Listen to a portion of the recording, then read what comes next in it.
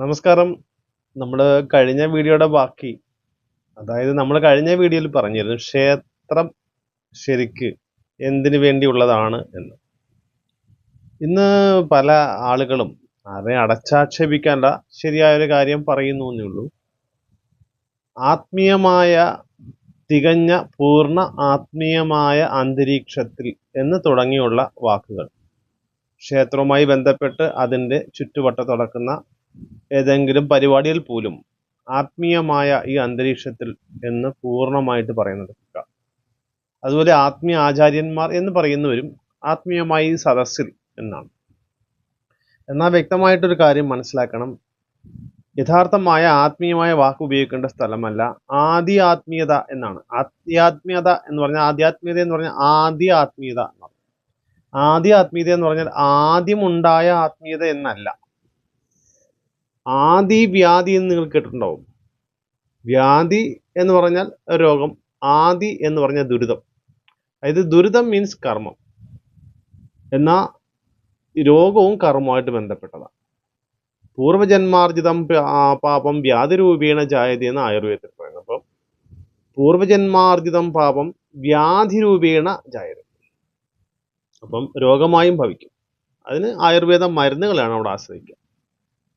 ഇനി ആദി എന്ന് പറഞ്ഞാൽ ദുരിതമാണ്. ആ ദുരിതങ്ങളെ നമുക്ക് മാറ്റണമെങ്കിൽ നമ്മൾ ദുരിതത്തിൽ നിന്നുകൊണ്ട് ആത്മീയതയിൽ ലയിക്കണം. അപ്പം ദുരിതത്തിൽ നിന്നുകൊണ്ട് ആത്മീയതയിൽ ലയിച്ചുകൊണ്ട് ദുരിതത്തെ മാറ്റാനുള്ള പ്രാർത്ഥനകളും വഴിപാടുകളും നടത്തുന്ന സ്ഥലമാണ് ക്ഷേത്രം. അതാണ് ക്ഷേത്രത്തിന്റെ യഥാർത്ഥമായ തത്വം. അതിൻ്റെ ശരിക്കുള്ള കാര്യങ്ങളിലേക്ക് കടക്കാൻ ഒരുപാട് സമയമാണ് നമുക്കത് പറയാം. അപ്പോൾ ഇന്നും പലർക്കും സംശയമുള്ളൊരു കാര്യമാണ്, ഇതൊക്കെ അന്ധവിശ്വാസമാണോ? ഒരിക്കലും അന്ധവിശ്വാസമല്ല. യോഗികൾ മനുഷ്യർക്ക് വേണ്ടി, യോഗികൾ എന്നിവിടെ പറഞ്ഞതിന്റെ കാരണം യോഗം ചെയ്യുന്നത് ഒരിക്കലും ക്ഷേത്രത്തിലെ ബിംബത്തിനെയോ മന്ത്രത്തിനെയോ അല്ല, ദേവതയല്ല. യോഗം ചെയ്യുന്ന തത്വമസിയാകുന്ന എന്നിലാണ്, അല്ലെങ്കിൽ ഞാൻ എന്ന എന്നെ സൃഷ്ടിച്ച കർത്താവ് അല്ലെങ്കിൽ അല്ല ബ്രഹ്മം എന്ന് പറയുന്ന തത്വത്തിലാണ്. അവർ പുനർജനിക്കുന്ന മനുഷ്യർക്ക് വേണ്ടി, അതായത് യോഗികൾ മോക്ഷപ്പെടാൻ വേണ്ടി, പുനർജന്മമില്ലാത്ത അവസ്ഥയ്ക്ക് വേണ്ടിയാണ് യോഗം ചെയ്യുന്നത്. എന്നാൽ മനുഷ്യർ അവർ ഭൗതിക ആഗ്രഹങ്ങൾ നിറവേറ്റി മുന്നോട്ട് പോകാൻ വേണ്ടി പുനർജനിക്കുന്നതിന് വേണ്ടിയാണ്. അപ്പോൾ പുനർജന്മത്തിലെ തൻ്റെ ആഗ്രഹങ്ങൾ, തൻ്റെ കർമ്മങ്ങളെ, അതായത് ആദിയെ ഇവിടെ നമ്മൾ കുറച്ചും കൊണ്ട് ആഗ്രഹത്തെ നിറവേറ്റുന്നതിന് വേണ്ടിയിട്ട്, ആ ജന്മജന്മാന്തരങ്ങൾ പൂർത്തിയാക്കുന്നതിന് വേണ്ടിയിട്ടാണ് ക്ഷേത്രം ഉള്ളത്.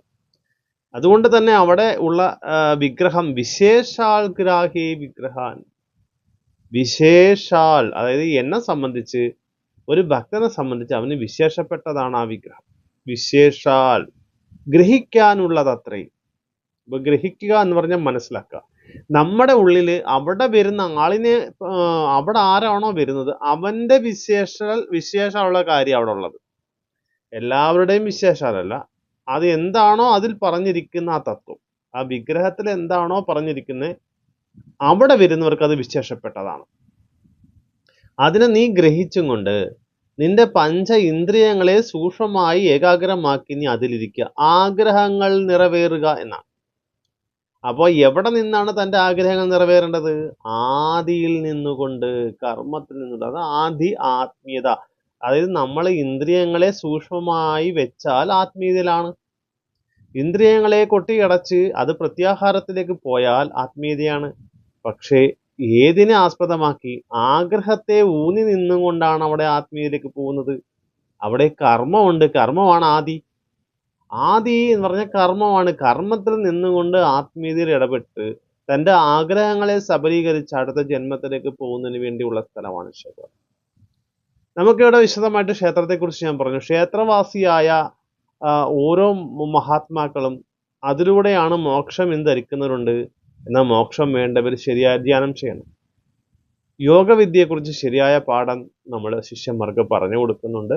താല്പര്യമുള്ളവർക്ക് കൊടുക്കത്തേക്കുന്ന ഈ നമ്പറുമായി ബന്ധപ്പെടാവുന്നതാണ്. ഓം നമഃ ശിവായ.